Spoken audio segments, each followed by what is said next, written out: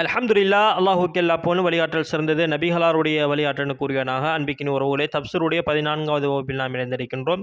இந்த வகுப்பில் சூரத் யாசினுடைய 5வது வசனம் சம்பந்தமான தப்சீரை ஷேக் இப்னு உஸைமீன் ரஹிமஹுல்லாஹ் அவர்களுடைய தப்சீர் கிரந்தத்திலிருந்து மிக சுருக்கமாக நாம் பார்க்கலாம். பிஸ்மில்லாஹிர் ரஹ்மானிர் ரஹீம். தன்ஸீலுல் அஸீஸிர் ரஹீம். தன்ஸீலுல் அஸீஸிர் ரஹீம். இந்த வசனத்தை நாம் 2 முறைகளில் ஓதலாம். 7 முறைகளில் அல் குர்ஆன் ஓதலாம் என்று நாம் அறிந்திருக்கின்றோம். சபா கிராண்ட்.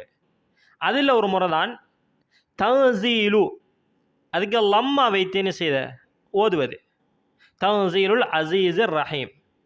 இது சபா கிராவில் ஒரு முறை தான் இது. ஆனால் நாம் அறிந்த ஒரு முறை என்ன? தன்ஸீலுல் அஸீஸிர் ரஹீம். தன்ஸீலுல் அஸீஸிர் ரஹீம் என்று ஓதினால் குற்றம் கிடையாது. பெரும்பாலான நாடுகளில் தன்ஸீலுல் அஸீஸிர் ரஹீம் என்றால் ஓதுவார்கள். தன்ஸீலுல் அஸீஸிர் ரஹீம் என்றால் கருத்து என்ன? கருணை மிக்க கண்ணியமான அல்லாஹ்விடத்தில் இருந்து இறங்கியது தான் இந்த வேதம். அப்போ அல்லாஹ்விடத்திலிருந்து இறங்கியது என்றால் அல்லாஹ் வானத்திலே அரசின் மீது ஆகிவிட்டான். அல்லாஹ்விடத்திலிருந்து இறங்கியது. அறிஞர்கள் அல்லாஹ் வானத்திலே உள்ளான், அரசின் மீது ஆகிவிட்டான், உயர்ந்து விட்டான் என்பதற்கு இந்த வசனத்தை என்ன செய்கிறாங்க? ஆதாரமாக காட்டுகிறார்கள். இதில் அசீஸ் என்று வருகிறது. இப்போ எம்முடைய நம்மவர்களுக்கு மத்தியில் அப்துல் அசீஸ் என்று சொல்லுவோம். இப்போ மனிதனாக இருக்கக்கூடியவருடைய அசீஸ், அதுக்கு ஒரு கருத்து நாம் சொல்லுவோம். அதாவது கண்ணியமான அல்லாஹ்வினுடைய அடியான்னு சொல்லுவோம்.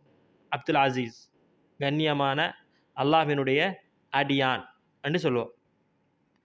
அப்துல் அசீஸ் அவருக்கு நல்ல பண்புகள் இருந்தாலும், மனிதனாக இருக்கக்கூடியவருக்கு அசீஸ் என்ற பேர் இருக்கி, அப்துல் அசீஸ் என்ற பேர் இருக்கிறது. ஆனால் அவர் நல்ல ஒரு பண்புகளாக இருந்தாலும் அல்லாஹ்வுடைய இந்த இஸ்ஸத், அந்த அசீஸ் என்கின்ற அந்த தன்மைக்கு இவருடைய பண்பு என்ன செய்யாது? ஈடாகாது. அதாவது அசீஸ் என்பதை ஷேக் இப்னு உஸைமீன் ரஹிமஹுல்லாஹ் அவர்கள் 3 வகையாக பிரிக்காங்க. ஒன்று இஸ்ஸத்துல் கதர், அந்தஸ்துகள் மிக்கக்கூடியவன் அல்லாஹ், அந்தஸ்து மிக்கக்கூடியவன் அல்லாஹ். வ இஸ்ஸத்துல் கஹர், மிகைக்கக்கூடிய ஆற்றல் உடையவன் அல்லாஹ்.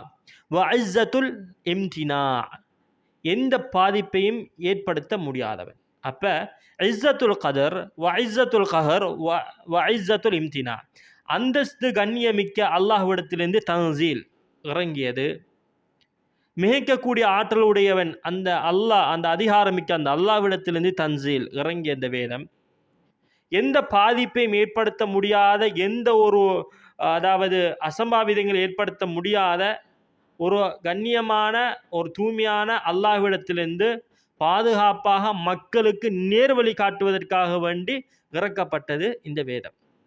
அப்போ அல் குர்ஆன் அல்லாஹ்விடத்திலிருந்து இறங்கியது என்பதனால் மாத்திரம்தான், அதில் எந்த ஒரு மாற்று கருத்தும் கிடையாது. அல்லாஹ் மனிதர்களுக்கு அநியாயம் செய்ய மாட்டான் நாம் நம்பினோம். அதில் எந்த ஒரு பிழைகளும் இல்லை என்று தான் நாம் என்ன செய்கிறோம்? அல்லாஹ் ஏற்றுக்கொண்டு அவனுடைய வேதம் அல் குர்ஆனை பின்பற்றி கொண்டிருக்கின்றோம். அல்லாஹ்வின் தூதருடைய வழிகளை பின்பற்றி கொண்டிருக்கின்றோம். அப்போ சாதாரண மனிதர்கள் அல் குர்ஆனை தொகுத்தார்கள் என்றால் நாம் அதாவது அல் குர்ஆன் போன்ற பிரதிகளை சாதாரண மக்கள் தொகுத்தான நாம் என்ன செய்வோம்? அதை படிப்பதற்கு, ஆய்வு செய்வதற்கு, ஓதுவதற்கு, அது சம்பந்தமான தகவல்களை திரட்டி கொள்வதற்கு, அதை பின்பற்றுவதற்கு நாம் என்ன செய்வோம்? சாதாரண உதாரணமாக என்ன செய்வோம்? பின்வாங்குவோம்.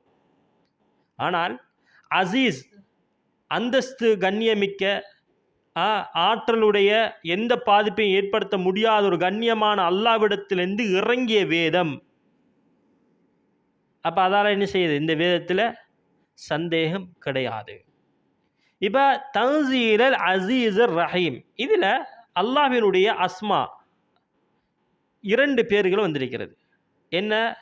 அசீஸ் கண்ணியமிக்கவன், ரஹீம் கருணை மிக்கவன். இந்த அல்லாஹ்வினுடைய அந்த 2 பேர்களும் வந்திருக்கிறது.